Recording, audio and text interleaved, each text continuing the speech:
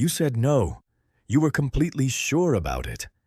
And then someone looked at you, or sent you that one text, and suddenly you're apologizing, explaining yourself, and somehow doing the exact thing you said you wouldn't do. And the worst part? You feel like it was your idea. That's guilt tripping. And it is one of the most powerful psychological tools ever used between human beings. Today, we're going to pull it apart. How it works, why your brain practically rolls out the red carpet for it, and what you can actually do about it. Stay with me, because some of this is going to feel uncomfortably familiar. First, what even is guilt tripping? Guilt tripping is not someone telling you that you hurt them. That's honest communication.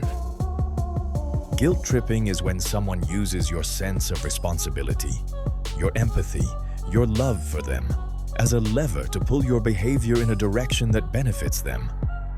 The 3 layers of a guilt trip. A guilt trip is not one thing. It's 3 things stacked on top of each other, like a terrible emotional lasagna. Layer 1 is the unspoken expectation. Nobody tells you what they actually want. Instead, they imply that you should already know. I shouldn't have to ask. If you really cared, you would have noticed. This is maddening because it puts you in a no-win situation. If you guess wrong, you're insensitive. If you ask what they want, you're dense. Layer 2 is the sacrifice reminder. This is when someone lists everything they've ever done for you right before asking for something. After everything I've done, after all the times I was there for you. It's not a conversation. It's an invoice, and anyone presenting you with one is using your gratitude as a hostage. Here's the classic parent version. You're 22. You tell your mom you're moving to a different city for a job, or you're not going to medical school, or you're dating someone she doesn't approve of. And she looks at you with tired eyes and says, "I sacrificed so many things for you. And now you're making your own decisions like I don't even matter." Stop right there. Let's unpack this. She did sacrifice. Maybe she worked late. That was her choice. But here's the sneaky part. She's now using those sacrifices as a leash. The message underneath is, because I gave up things for you, you don't get to have your own life. You owe me your obedience. You never asked to be born. You never signed a contract that said, in exchange for childhood, I will make all my adult decisions according to my mother's approval. But in that moment, you feel like the worst daughter or son on planet Earth. You feel selfish. You might even change your plans just to stop the guilt. That's the martyr pose. Look at my wounds. They have your name on them. Now dance. Layer 3 is the silent treatment. This is the nuclear option. They withdraw and go quiet. They become a black hole of emotional availability. And your brain, which is wired for connection, panics. You will do almost anything to make the silence stop, including things you swore you'd never do. When you put these 3 layers together, you get trapped that is incredibly hard to escape.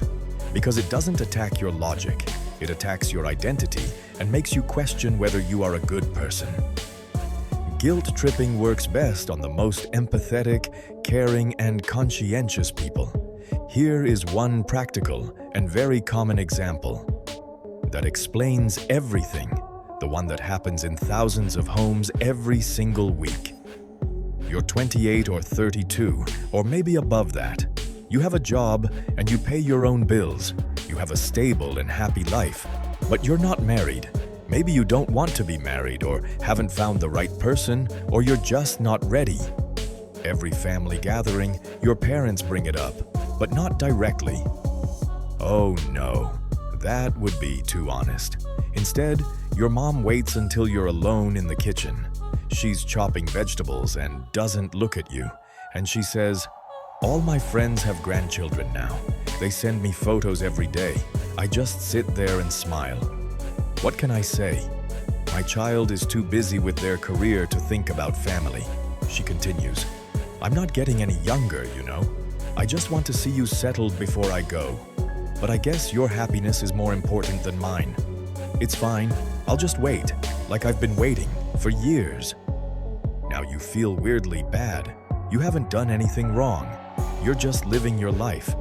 But in her version of the story, you are the reason she's sad. You are the reason she doesn't have grandchildren photos. You are the reason her friends are ahead of her. By doing this, she doesn't see that she's using her own sadness as a remote control for your life choices. But you feel it. You feel the weight. You might even start doubting yourself. Maybe I should just get married. Anyone. Just to make her happy. Maybe she's right. Maybe I am being selfish. Stop right there.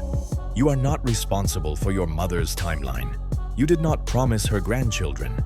You did not sign a contract that said, I will marry by 30, or else I owe you endless guilt. You are allowed to live your own life. Even if it makes her sad, that's totally her problem. And it's not your job to fix it by abandoning your own desires. What you can actually do. You ask yourself one question. Would a reasonable, healthy, emotionally mature person be hurt by what I just did? Let's test it. A friend asks you for money. You say no because you're saving. They say, wow, after everything I've done for you. Reasonable person? No. A reasonable person respects a no. A coworker asks you to cover their shift. You can't. They say, must be nice to have weekends off. Reasonable person? No. A reasonable person finds another solution. Your mom says, all my friends have grandchildren. I just sit there and smile.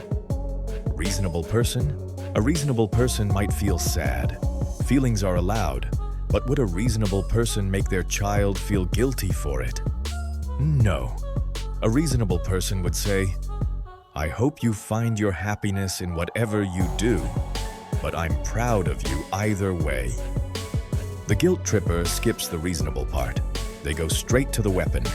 So once you've asked that question and you know the guilt isn't yours to carry, here's what you actually do with it. The first thing is to learn to pause before you react. You don't owe anyone an instant response. Let the first wave pass and see what you actually think once the emotional fog clears. The second thing is to separate the feeling from the obligation and name what you're seeing. You can feel guilty and still not change your decision. These two things are allowed to exist at the same time. Feeling bad doesn't mean you were wrong, and caring about someone doesn't mean handing them control over your choices.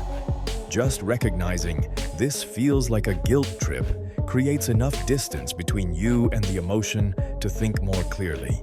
Stay kind, but don't fold. You don't need a clever comeback or win an argument. You just need to not change your answer. If they say, after everything I've done for you, you say, I appreciate everything you've done, and my answer is still no. If they go silent, let them be silent. You don't have to chase or make them satisfied. Always ask yourself, would a reasonable person be upset by this?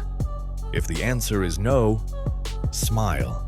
Put the guilt down and walk away, not because you don't care, but because you care about the right things. If you could relate to this video, drop a comment with the most creative guilt trip someone has ever used on you. And if you want your emotional immune system to get stronger every week, hit that subscribe button. You've got this.